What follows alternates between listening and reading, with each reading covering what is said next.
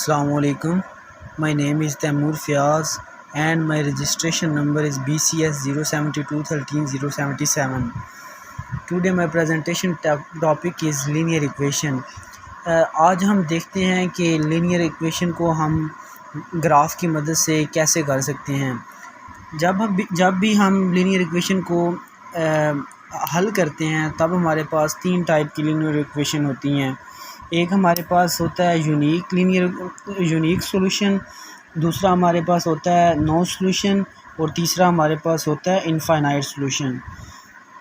Unique solution में हमारे पास ये होता है कि जो हमारे पास पहली इक्वेशन का जो कोएफिशिएंट होता है और उसमें दूसरा वेरिएबल का कोएफिशिएंट वो हमारे पास नॉट इक्वल टू होते हैं। जब हम उनको रखते हैं ना आपस में, वो हमारे पास ऐसे नॉट इक्वल टू होते हैं। और जब हम ग्राफिकली इसको रिप्रेजेंट करते हैं तब हमारे पास इसकी जो ग्राफिंग में क्रॉस होते हैं, ये किसी एक पॉइंट पे एक दूसरे को क्रॉस करते हैं। और इसके बाद फिर हमारे पास आ गया नो सॉल्यूशन में ये होता है कि हमारे पास जो पहला कोएफिशिएंट होता है और वो इक्वल टू होता है दूसरे कोएफिशिएंट के, और जो तीसरा होता है ना constant c not equal to होता है दूसरे कोएफिशिएंट से। इसलिए ये हमारे पास है नो सॉल्यूशन में ये होता है कि जब हम इसको ग्राफिकली रिप्रेजेंट करते हैं तब हमारे पास जो इसकी दोनों एक्स एक्सिस और वाई एक्सिस दोनों पैरेलल होते हैं और ये एक दूसरे को किसी जगह पे कट नहीं करते। और तीसरा हमारे पास होता है infinite solution. If a coefficient 1 equal to b coefficient, जो हमारे पास पहले वेरिएबल का कोएफिशिएंट है वो हमारे पास दूसरे वेरिएबल के कोएफिशिएंट के बराबर हो और जो कांस्टेंट सी है वो भी इसके इक्वल हो, तो ये हमारे पास होता है infinite solution. Geographically there live coincide with each other on every point। इसके जो एक्स एक्सिस और वाई एक्सिस एक ही लाइन पर होते हैं, ये देखिए ना, एक ही लाइन पर। जब हम इसको ग्राफिकली रिप्रेजेंट करते हैं तब इसके एक्स एक्सिस और वाई एक्सिस एक ही लाइन पर एक दूसरे को कट करते हैं।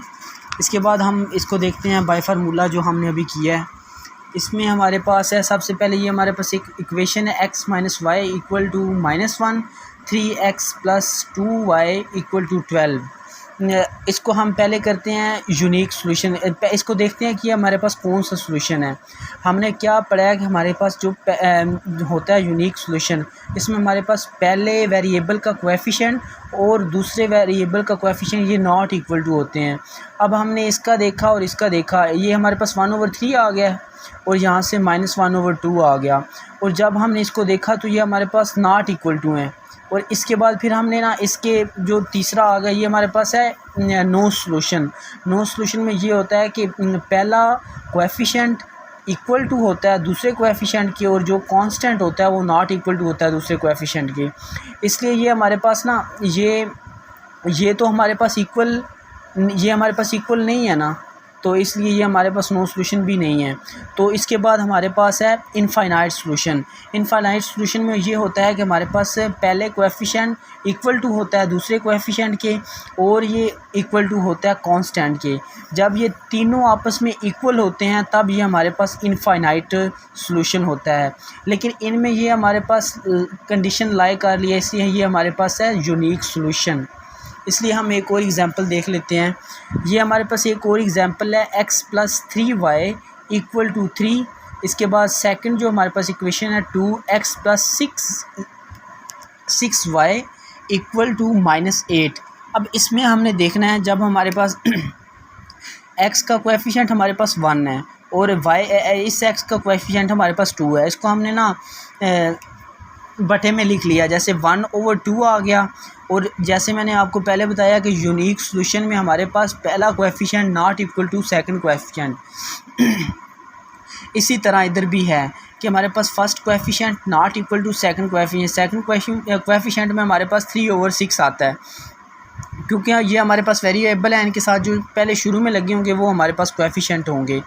जब हम इन कोएफिशिएंट को हम देखेंगे तो ये हमारे पास देखिए 1/2 है और इधर क्या है हमारे पास 3/6 है। जब हम इसको आपस में कट करेंगे, ये कट किया 1/2, तो ये हमारे पास तो इक्वल आ रहे हैं, लेकिन हमें चाहिए कि ये हमारे पास नॉट इक्वल टू हों, तो इसलिए ये हमारे पास कंडीशन लाई नहीं कर रही। इसलिए अब हमने अगली कंडीशन को देखना है, बी वाली कंडीशन को।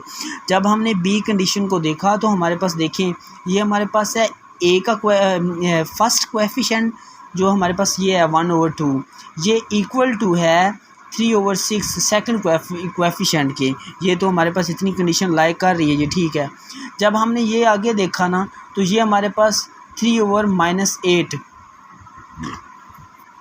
अब इधर हमारे पास 1/2 है और इधर हमारे पास 3/-8 है, तो ये कंडीशन हमारे पास लाइक कर रही है, ये ठीक है, ये भी करेक्ट है, ये करेक्ट होगी।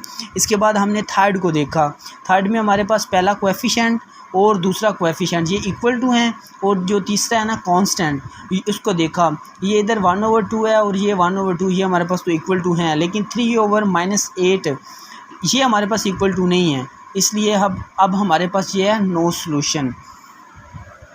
अब हम एक और एग्जांपल देख लेते हैं जिसमें हमारे पास एक ये इक्वेशन है x + 2y = 4, 2x + 4y = 8।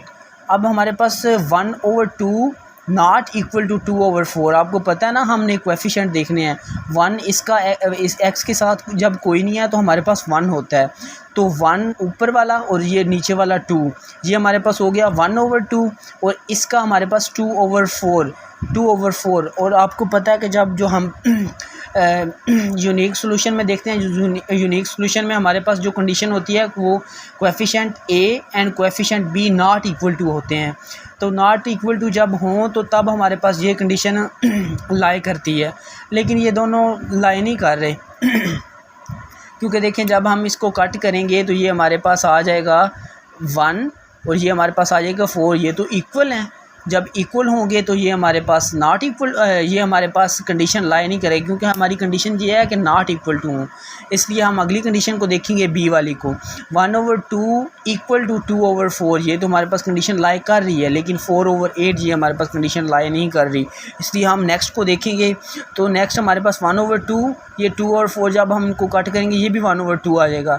जब हम 4/8 को कट करेंगे तो ये भी 1/2 आ जाएगा, तो ये हमारे पास कंडीशन लाइक कर रही है। तो हमने ये हमारे पास आ जाएगा इनफाइनाइट सॉल्यूशन। हमने पहले क्या देखा है, यूनिक सॉल्यूशन, उसके बाद हमने देखा है नो सॉल्यूशन, और उसके बाद हमने देखा है इनफाइनाइट सॉल्यूशन। ओके, खुदा हाफिज़।